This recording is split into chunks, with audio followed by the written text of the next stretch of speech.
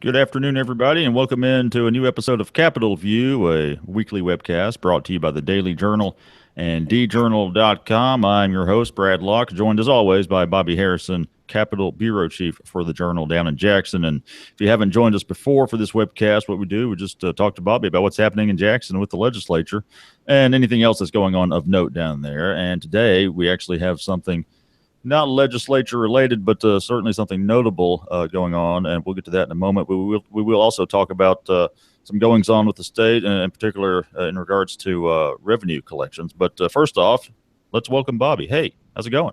Hey, Brad. All right. What about you? Not bad for a Monday, Bobby. Yeah, I had to help I had to move my daughter from Nashville back home, back to Madison, Mississippi this weekend. So it's good to be back at work because that was, I tell you what, the other work was hard. That sounds like real work, Bobby. We try to avoid that here. Yeah, it was real work.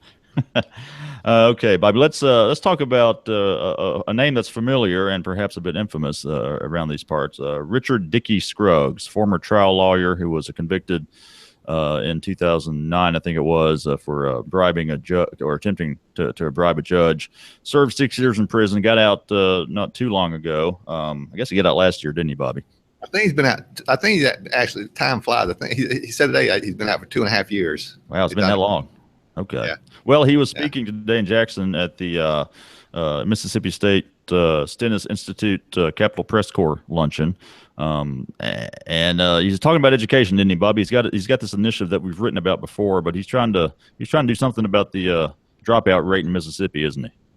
Right. The dropout rate, and essentially, to paraphrase his story, I mean, he referred to himself as a disgraced, disbarred attorney, and you got to remember when he was perhaps the premier trial attorney in the nation. Yeah. He won $1 billion in lawsuit settlements against the tobacco companies for states. Mississippi gets about $100 million per year from the tobacco companies because of the litigation he filed, and as long as the tobacco companies stay in business, Mississippi continue to get that money.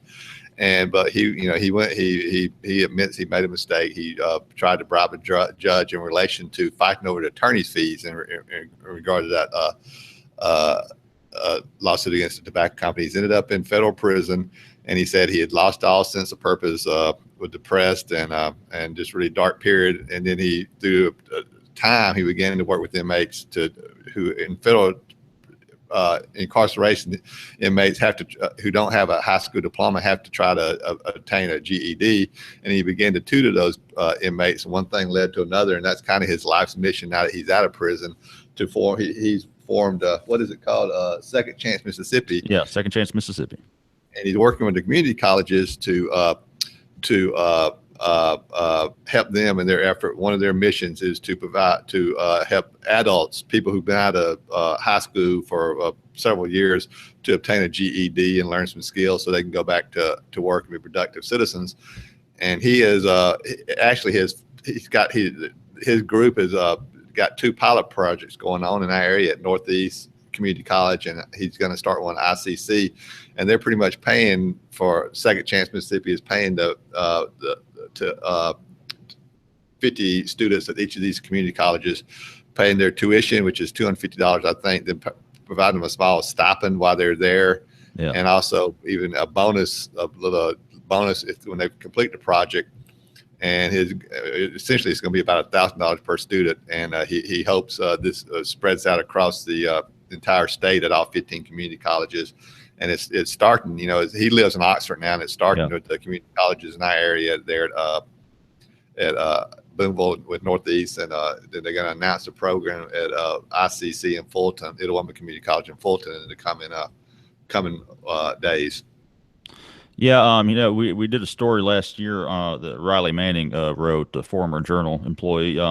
Good story he wrote on Dickie, and talking about finding that purpose that you talked about, Bobby, that he started tutoring prisoners as they were trying to get their GED, and kind of really made him aware of really super aware of the problem in Mississippi with the people dropping out and not getting their degree. So he's really kind of focusing on getting their GED so they can, become productive members of the workforce. I mean, that's kind of the end goal there, isn't it?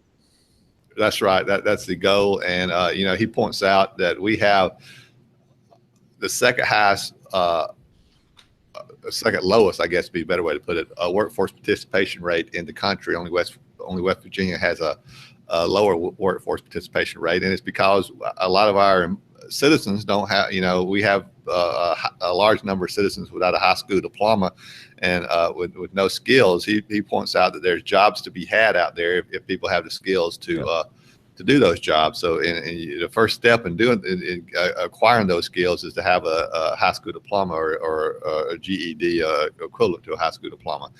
Brad, he tells us, he told a story, and Riley probably wrote about this much more eloquently. But when he first, he was first sent to a prison up in Appalachian area of Kentucky, and he was, he said he was ashamed and embarrassed, and he didn't want to talk about it. So when people ask him why when the fellow inmates asked why he was there, he said, he made a mistake. He didn't want to talk about it, and as it turned out, that prison was a destination for pedophiles, for child molested. Oof. Pedophiles, yeah, I'm sorry, for child molesters. So the first thing they assumed was he was a child molester, and so but when they found out that he wasn't, they kind of warmed up to him, and that's how he got sort of began to work with him on the GED classes. Yeah, I'm kind of curious, what else did he talk about today? What was kind of his points of emphasis talking at the Stennis Institute? Well, he just pretty much just told that story, and how, he also says that, he didn't feel he was a proper spokesman for prison reform, but now that he's been out for a while, he wants to get with the state prison system to try to put a program in place to stress the need to get GED programs more aggressive in the state correction system. So he said he's going to be working on that in the future too, as well as trying to expand the community college program. Dickie Scruggs, big time former trial lawyer, got loads of money. And then he goes to prison, he gets out. I'm sure there would be some, or you would expect maybe there'd be some cynicism just regarding anything he does. But he said when he got out and he approached, I think it was Hines Community College, about helping out in some way, he was kind of surprised, pleasantly so, to find that they were very eager for him to help. And then I think he met with a community college board presidents, and they all embraced this initiative of his, didn't they? Yeah, they did, and you're right. It started at Hines. He was just reading an article, I guess, about how the GED program was changing. I think in 2014, and it was going to be much more difficult to pass. And in that first year after it changed, only 250 people in the state passed it, opposed to 25, maybe I can't remember, thousands the year before. And when it changed, it was much more difficult to pass. And he just emailed the folks at Hines saying, telling his history and who he was, and he'd be willing to help any way he could. And Clyde Muse, a longtime president of Hines Community College, asked him to come meet with him, and that's how this kind of was kind of the genesis for this program. All right, let's switch gears a little bit, Bobby. Let's talk about revenue growth. You had a story, or lack of it. You had a story in Sunday's Journal talking about a study by the Pew Charitable Trust, talking about revenue growth in the across the U.S. and in every state since the recession, the Great Recession of 08-09. And overall, Mississippi has had revenue growth, but as we know, in recent months, we've seen a decline in collections. And compared to a lot of other states, Bobby, the growth isn't that great for Mississippi, is it? No, but what the Pew Charitable Trust, what their study looked at was what states had recovered the revenue they lost from from the Great Recession. During the Great Recession, most states, including Mississippi, actually had less growth than the prior year. So and so they wanted to look to see what states still was taking less revenue than they were before the recession. And what Pew found was, since the recession, Mississippi's growth has been about 2.7%, I believe, when inflation is factored in. And overall, all 50 states, the growth was over 6%. So Mississippi's growth hadn't been great, but there has been growth.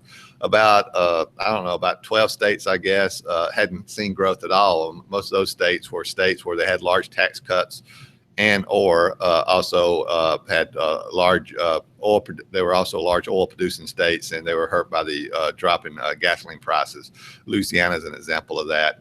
but Mississippi has had some growth, even though the study pointed out, as our own research has indicated through the years, that starting in late in 2015, that growth began to slow again, and actually Mississippi collected less revenue during the budget year that went from July 1st to June 30th, from June 30th to July 1st of this year than it did the prior year. It was one of the few times where during a fiscal year, the state actually collected less revenue than the prior year. So, and it's continuing during this during the first 2 months of the current budget year that the state is still collecting less revenue than the prior year. And you look at some of the border states to Mississippi, some have done well, some have not. Louisiana, for instance, is growth. The revenue growth is way down. They are about 20% less. Alabama down as well, but then Tennessee and Arkansas about 9%. They were above the national average. Right. So I don't know. Okay, what do we make of this kind of bigger picture look, or do you? Because again, overall there's that growth, not much, but then the past few months in Mississippi, collections have gone down. So I just don't know how you put that in context.